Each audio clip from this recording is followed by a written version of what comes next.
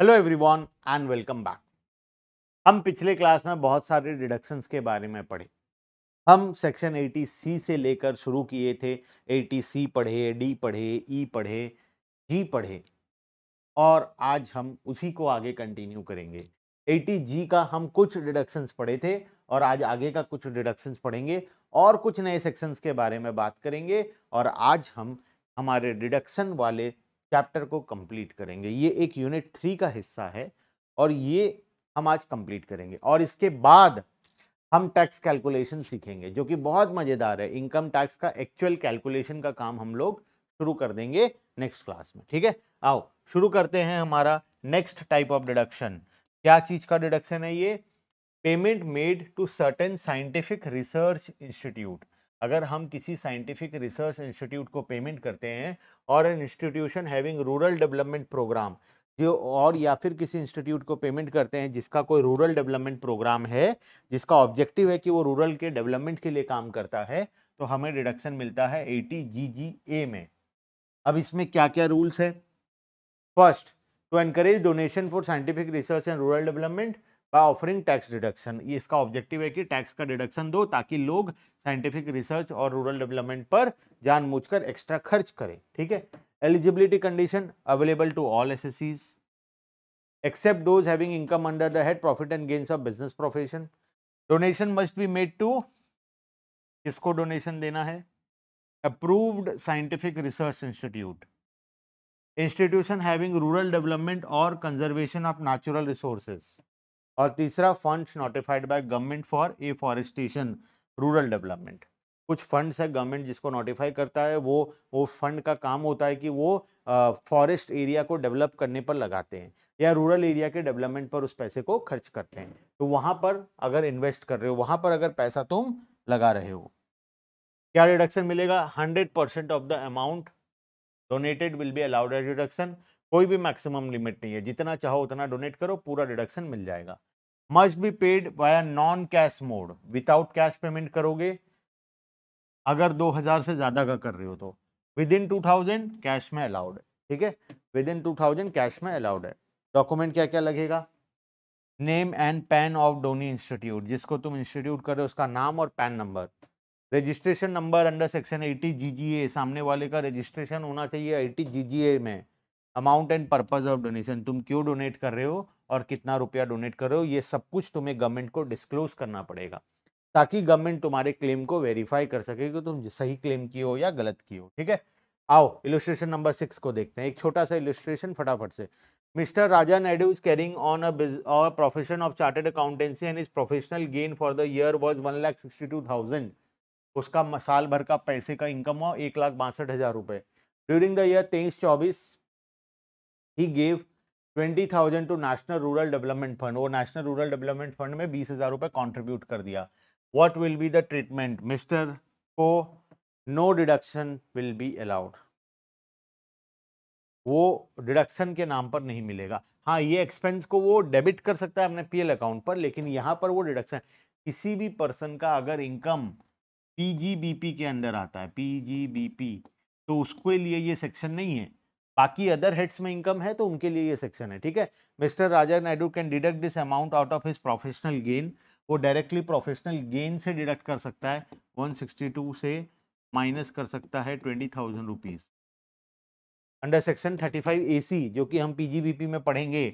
35AC के अंदर में ये डिडक्शन मिल जाएगा, लेकिन यहां पर ये डिडक्शन नहीं मिलेगा। Can not be deducted under 80GGA, क्योंकि ऑलरेडी 35AC बना हुआ है। एक सेक्शन है 35AC पीजीबीपी के अंदर में, वहां पर ये डिडक्शन ऑलरेडी अलाउड है। तो जब एक चीज वहां पर अलाउड है तो तुम वहीं क्लेम करो ना, यहां क्यों आए हो क्लेम करने के लिए? हाँ, लेकिन पीजीबीपी को छोड़ दें, salary income, house property income, वहां पर ऐसा कोई सेक्शन नहीं है। तो उन लोगों को यहां पर ये सेक्शन दिया गया है 80GGA। ठीक है, नेक्स्ट, अगर मिस्टर राजा नायडू का सैलरी इनकम है 1,39,000 और 10,000 रुपए डोनेट करता है तो अब डिडक्शन मिलेगा। Mister Raja Naidu can claim deduction under section 80GGA। पूरा 10,000 रुपीज क्लेम कर सकता है और वो उसके इनकम से डायरेक्टली माइनस हो जाएगा। क्लियर है बात? ठीक है, नेक्स्ट, चलो नेक्स्ट वाला, political party, deduction to political parties. Next section है 80GGB। तुम पॉलिटिकल पार्टी को डोनेट कर रहे हो। अच्छा, ये रूल्स एंड रेगुलेशंस कौन बना रहा है इनकम टैक्स का? सर फाइनेंस मिनिस्टर और उनका टीम मिलकर बनाता है। मैं बोला वेरी गुड। अच्छा, फाइनेंस मिनिस्टर को जो हेड कर रहा है वो कौन है? वो एक पॉलिटिकल पार्टी से बिलोंग करता है। जैसे अगर बीजेपी का सरकार है तो बीजेपी का होगा फाइनेंस मिनिस्टर। अगर बीजेडी या किसी और का भी सरकार है, कोई भी पार्टी का सरकार है, कांग्रेस हो या कोई भी हो, तो वो अपना आदमी को बैठाता है as a ministry of finance में, हेड ऑफ फाइनेंस मिनिस्टर के नाम से। तो सारा rules and regulation political party के थ्रू ही होकर बनता है। तो जब बात आया डोनेशन टू पॉलिटिकल पार्टीज, इन्होंने दोनों हाथ ओपन करके उसका स्वागत किया। बोला आओ आओ आओ, डोनेशन देते जाओ, जितना डोनेशन दोगे हम उतना रख लेंगे। पॉलिटिकल पार्टी को डोनेशन देने पर फुल एग्जम्पशन प्रोवाइड कर दिया। अगर कोई बिजनेसमैन अगर किसी पॉलिटिकल पार्टी को डोनेशन देता है तो पूरा इनकम जितना वो डोनेट करेगा सब एग्जेम्प्ट हो जाएगा। आओ पढ़ते हैं, donation to political parties. Contribution given by companies to political parties and electoral trust to provide tax deduction to companies for promoting transparent political funding through contribution to registered political parties and electoral trust। क्या क्या है?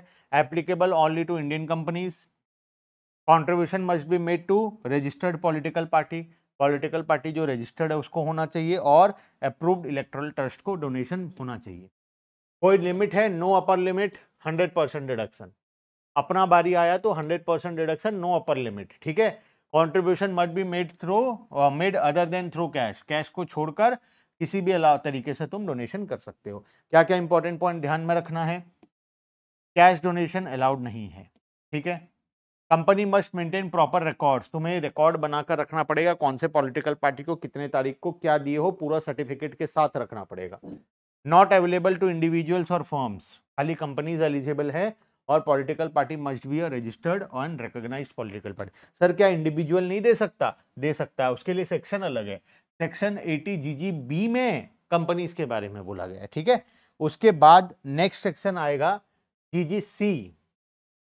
GGB के बाद आया GGC। जब इनको लगा कि कंपनी से डोनेशन ले रहे हैं, मजा आ रहा है, हम इंडिविजुअल HUF को क्यों छोड़ दिए भाई, वो भी तो दे सकते हैं, उनको भी एग्जामिशन प्रोवाइड कर दे। एक और नया सेक्शन ले आए 80GGC, ठीक है। ये किसके लिए है? ये है पर्सन बाय एनी पर्सन, चाहे कोई भी दे, पॉलिटिकल पार्टी को या इलेक्टोरल ट्रस्ट को। सेम रूल्स एंड रेगुलेशंस है, सब कुछ सेम है। कोई भी एनी पर्सन एक्सेप्ट, कोई लोकल अथॉरिटी नहीं दे सकता, कोई भी आदमी दे सकता है लोकल अथॉरिटी को छोड़ के, आर्टिफिशियल जुडिशियल पर्सन और कंपनीज को छोड़कर। मतलब इंडिविजुअल HUF फर्म कोई भी डोनेट कर सकता है, किसको? पॉलिटिकल पार्टी को। अगेन क्या रूल है? वही 100% no limit, 100% no limit. Clear है? कैश में नहीं दे सकते, बैंक के थ्रू देना पड़ेगा, ठीक है। तो दो सेक्शन बनाया गया, एक कंपनीज के लिए सेम रूल्स, दूसरा नॉन कंपनीज के लिए सेम रूल, ठीक है। चलो next important point, who can claim. Individual tax payer कर सकता है, हिंदू अनडिवाइडेड फैमिली कर सकता है, फर्म, LLP, एसोसिएशंस कर सकता है, कोई भी लोकल अथॉरिटी डोनेशन नहीं दे सकता, या गवर्नमेंट फंडेड बॉडी डोनेशन नहीं दे सकता। मतलब बेसिकली बोल रहा है गवर्नमेंट का पैसा पॉलिटिकल पार्टी को नहीं जा सकता, प्राइवेट का कोई भी पैसा पॉलिटिकल पार्टी को जा सकता, ठीक है। Cash donation not allowed, must maintain proof, तुम्हें प्रूफ रखना पड़ेगा, और पॉलिटिकल पार्टी रजिस्टर्ड होना चाहिए, ऐसा किसी भी पॉलिटिकल पार्टी को नहीं दे सकते, ठीक है। Next, reduction in respect of certain incomes. ये हम स्टार्टिंग में चैप्टर को दो पार्ट में डिवाइड किए थे। पहला reduction with respect to certain payments, जो हम पैसा देकर रिडक्शन क्लेम करेंगे, और दूसरा है reduction in respect of certain incomes. Income के केस में कौन कौन सा हेड में हमें रिडक्शन मिलेगा। बेसिकली यहां पर क्या होता है, अगर कोई इनकम हमारा हो रहा है तो उस इनकम से हमें किसी को पैसे देने की जरूरत नहीं है, डायरेक्टली हमें डिडक्शन मिल जाएगा। इसके अंदर बहुत सारे सेक्शंस है, लेकिन दो सबसे इंपॉर्टेंट सेक्शन है।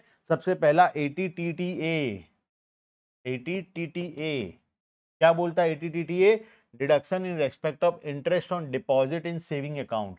सेविंग अकाउंट में अगर कोई डिपॉजिट आया है, saving deposit, saving bank account का इंटरेस्ट है, तो उस पर डिडक्शन मिल जाएगा। क्या बोलता है ये? Individuals other than those above the age of 60, 60 age वाले को छोड़कर, उनसे कम, इंडिविजुअल या हिंदू अनडिवाइडेड फैमिली, इसके लिए एप्लीकेबल नहीं है। सीनियर सिटीजन्स के लिए एप्लीकेबल नहीं है, क्योंकि उनके लिए एक नया सेक्शन है 80 टीटी बी। हमारे लिए जैसे टीटी ए है, सीनियर सिटीजन्स के लिए 80 टीटी बी है। एलिजिबल इनकम, कोई भी बैंक का इंटरेस्ट, कोऑपरेटिव सोसाइटी से इंटरेस्ट आया, पोस्ट ऑफिस से सेविंग अकाउंट पर, याद रखना सिर्फ और सिर्फ सेविंग अकाउंट का इंटरेस्ट, फिक्स डिपॉजिट का इंटरेस्ट नहीं, सेविंग अकाउंट का, बैंक का, कोई कोऑपरेटिव सोसाइटी का या पोस्ट ऑफिस से इंटरेस्ट इनकम हुआ है, उस इंटरेस्ट इनकम में से तुम्हें डिडक्शन मिलेगा। कितना रुपया? 10,000 रुपया एक साल का। किस कौन से सेक्शन में? 80 टीटी ए वाले सेक्शन में। If actual interest is less than 10,000, तो जितना इंटरेस्ट है उतना, मान लो मेरा इंटरेस्ट इनकम हुआ 8,000, ठीक है, तो कितना डिडक्शन मिलेगा? 8,000। इनकम हुआ 10,000 तो 10,000, मैक्सिमम 10,000 मिलेगा। किस किस को अलाउड नहीं है, क्या क्या चीज में? फिक्स डिपॉजिट पर नॉट अलाउड, रिकरिंग डिपॉजिट्स पर नॉट अलाउड, और कोई टाइम डिपॉजिट है उस पर भी नहीं। Only and only saving deposit, savings deposit पर अलाउड होता है, बाकी डिपॉजिट पर अलाउ नहीं होता है। ठीक है, देखो एक एग्जांपल दे रहा हूं अपने क्लासरूम में तुम्हें समझाने के लिए। Mister A earns 12,000 and interest from his saving bank account. Eligible deduction कितना होगा? 10,000। 2,000 जो बच गया वो टैक्सेबल हो जाएगा। 12 में से 10 एग्जम्प्ट हो गया ना, 10,000 जो है वो टैक्सेबल हो जाएगा। किसमें? अदर सोर्सेस में टैक्सेबल हो जाएगा। ठीक है, चलो नेक्स्ट 80TTB। अच्छा, स्टेप्स टू क्लेम छोड़ दो, ये वही है।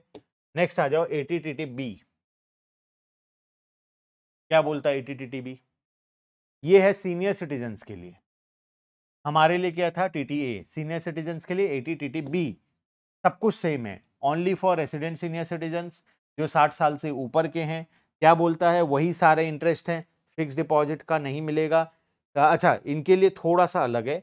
Deduction is allowed from the gross total income in respect of interest income on deposit with banks, चाहे सेविंग हो या फिक्स हो, कोऑपरेटिव सोसाइटी, पोस्ट ऑफिस। ठीक है, उसके बाद सीनियर सिटीजन में फिक्स डिपॉजिट पर भी दिया है 50,000 रुपए तक का डिडक्शन।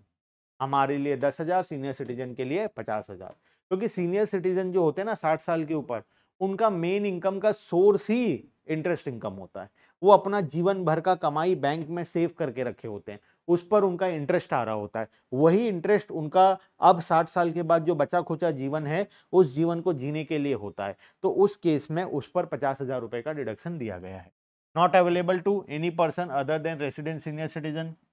सीनियर सिटीजन को छोड़कर बाकी के लिए नहीं है। जो 80 टीटीए में क्लेम कर लिया वो टीटीबी में क्लेम नहीं कर सकता। बेसिकली 80 टीटीए वाले बी में नहीं कर सकते, बी वाले ए में नहीं कर सकते। देखो ए और बी के बीच में डिफरेंस, ये नॉन सीनियर सिटीजन्स के लिए है, नॉन सीनियर इंडिविजुअल HUF, ये only resident senior citizens. Saving account interest, saving plus fix, 10,000 का लिमिट, 50,000 का लिमिट। क्लियर है बात? तो मेरे हिसाब से पूरा कॉन्सेप्ट यहाँ पर क्लियर है। यहाँ पर कंप्लीट होता है हमारा डिडक्शन वाला पार्ट। हम इनकम का डिडक्शन में 2 ही टॉपिक पढ़े हैं, हालांकि बुक में 18-20 टॉपिक दिया है। हमारे काम का नहीं है वो टॉपिक, हमारे काम का 2 टॉपिक है, 80TTA एंड 80TTB। हम बस वही पढ़ेंगे, हमारा काम यहीं पर कंप्लीट होता है। अब नेक्स्ट क्लास से हम टैक्स कैलकुलेशन की तरफ आगे बढ़ेंगे। ठीक है, bye bye everyone and thank you.